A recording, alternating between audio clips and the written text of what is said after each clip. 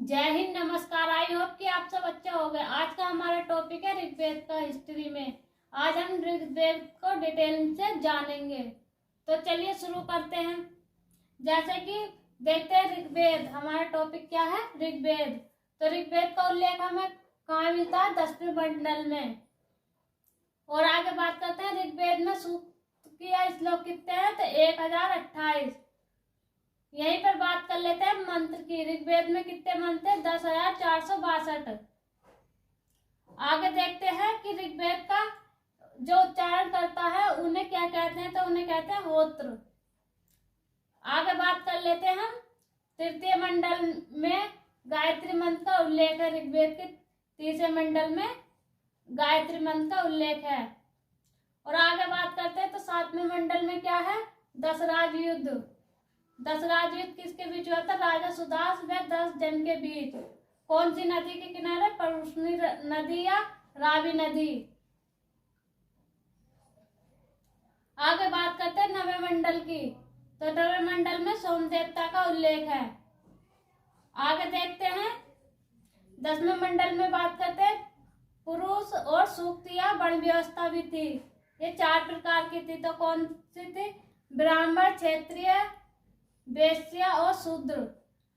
इनका जन्म देखते हैं कहाँ से हुआ था। तो इनका जन्म माना जाता है ब्राह्मण का मुख से, और क्षत्रिय का माना जाता है भुजा से, वैश्य का माना जाता है जांघ से, और शूद्र का माना जाता है पैरों से। अभी हम यहाँ पर समझ लेते हैं कि यहाँ पर प्रश्न कैसे बनते हैं।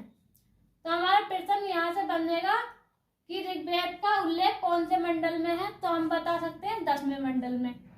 और प्रश्न हमारा दूसरा क्या बनेगा कि ऋग्वेद में कितने श्लोक या सूक्त हैं, तो 1028। और एक प्रश्न हमारा यह बनेगा कि ऋग्वेद के उच्चारणकर्ता को क्या कहते हैं, तो होत्र। और अगला प्रश्न बनेगा हमारा तृतीय मंडल में गायत्री मंत्र। तृतीय मंडल में किसका उल्लेख है, तो गायत्री मंत्र का। आगे प्रश्न बनेगा 7वें मंडल में किसका उल्लेख है, तो दशराज युद्ध या राजा दशराज युद्ध का। आगे बात कर लेते हैं एक प्रश्न यहाँ से यह भी महत्वपूर्ण है कि दशराज युद्ध कौन सी नदी के किनारे हुआ था, या कौन सी नदी के किनारे लड़ा गया था, पुरुषनी या रावी नदी। आगे बात करते हैं अगले प्रश्न की।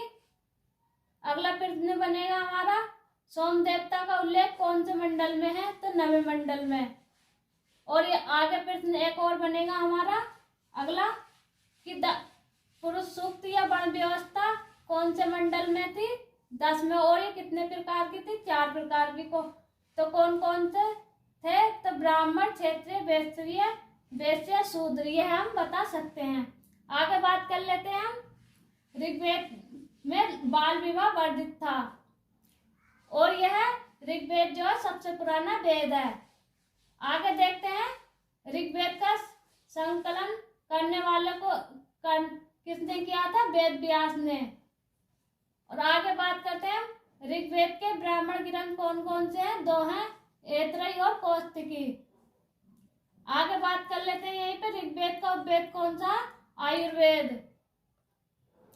आगे देखते हैं कि आयुर्वेद के प्रवर्तक कौन है, प्रजापति। इसको किसने लिखा था, या उल्लेख किसने किया था इसका, प्रजापति ने। आगे बात करते हैं हम ऋग्वेद के प्रमुख देवता कौन थे, इंद्र। आगे देखते हैं इसके ऋग्वेद में महत्वपूर्ण नदी कौन सी थी, सिंधु। और सबसे पवित्र नदी कौन सी मानी गई थी ऋग्वेद में, सरस्वती या घग्गर। आगे बात कर लेते हैं यहीं पर कि कुल वेदों की संख्या कितनी थी, 4। कौन कौन से थे, ऋग्वेद, यजुर्वेद, सामवेद और अथर्ववेद। यहाँ पे एक प्रश्न बहुत ही महत्वपूर्ण कई बार पूछा जा चुका है कि वेद त्रय में कौन कौन से वेद आते हैं, तो कौन कौन से आते हैं, 3 आते हैं, ऋग्वेद, यजुर्वेद और सामवेद। और आगे देखते हैं, अब बात करेंगे हम कि कुछ ऋग्वेद में कुछ महत्वपूर्ण शब्दों का उच्चारण किया गया है, तो कितनी कितनी बार किया गया है, तो देखते हैं। जैसे कि पिता का किया गया है 335 बार, और जन का किया गया है 275 बार, और इंद्र का है 250 बार। आगे बात करते हैं माता का है 234 बार और अशुभ का है 215 बार। आगे देखते हैं अग्नि का है 200 बार।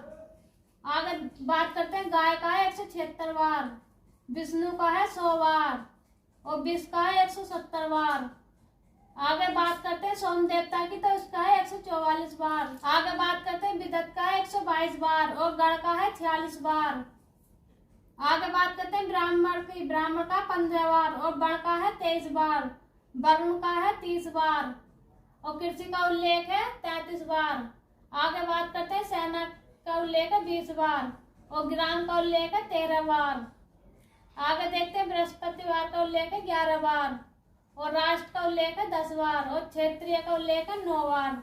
समिति का उल्लेख भी 9 बार है और सभा का उल्लेख है 8 बार। यमुना का उल्लेख है 3 बार, गंगा का उल्लेख है 1 बार, राजा, वैश्य और शूद्र इन तीनों का उल्लेख भी 1 बार है। और आगे बात करते हैं पृथ्वी, पृथ्वी का उल्लेख भी 1 बार है। आगे बात करते हैं ऋग्वेद के पाठों की, तो कितने पाठ थे ऋग्वेद में? 3, साकल, बालखिल्य और बाष्कल। तो इनकी बात कर लेते हैं। साकल में थे 1017 मंत्रों का उल्लेख और बालखिल्य में था 11 मंत्रों का उल्लेख और बाष्कल में था 56 मंत्रों का उल्लेख। आगे बात करते हैं हम ऋग्वेद में एक अष्टोमा सदगमे वाम्य श्लोक भी था का उल्लेख भी मिलता है। आगे देखते हैं इसमें ऋग्वेद में देवियां थी 3, उषा, आदित्य और सूर्य। तो उषा का मतलब था प्रातःकाल और आदित्य का मतलब था सभी देवियों की देवी और सूर्य का अर्थ सूर्य की पुत्री। आगे बात करते हैं ऋग्वेद में थे 2 अभिलेख, एक अभिलेख था बोगाज कोई अभिलेख ईरान का था। इनमें था देवताओं का वर्णन, 4 देवताओं का कौन कौन से? इंद्र, वरुण, मित्र और नासक्तिय का। आगे बात करते हैं अगले अभिलेख की, तो था काटसाइड अभिलेख। आगे बात करते हैं इंद्र की, इंद्र को अन्य नाम से जाना जाता था वर्षा का देवता, पुरंदर और किले तोड़ने वाला और युद्ध का देवता। आगे यहीं पे बात कर लेते हैं हम वरुण देवता को अन्य किस नाम से जाना जाता? तो इसे जाना जाता था जल का देवता, समुद्र का देवता। आगे बात करते हैं सोम देवता को किस नाम से जाना जाता था? वनस्पति का देवता। और मारुत देवता को जाना जाता था तूफान का देवता और पूषण देवता को जाना जाता था पशुओं के देवता के नाम से। अगर वीडियो अच्छा लगा तो वीडियो को लाइक करें, शेयर करें, चैनल को सब्सक्राइब करें।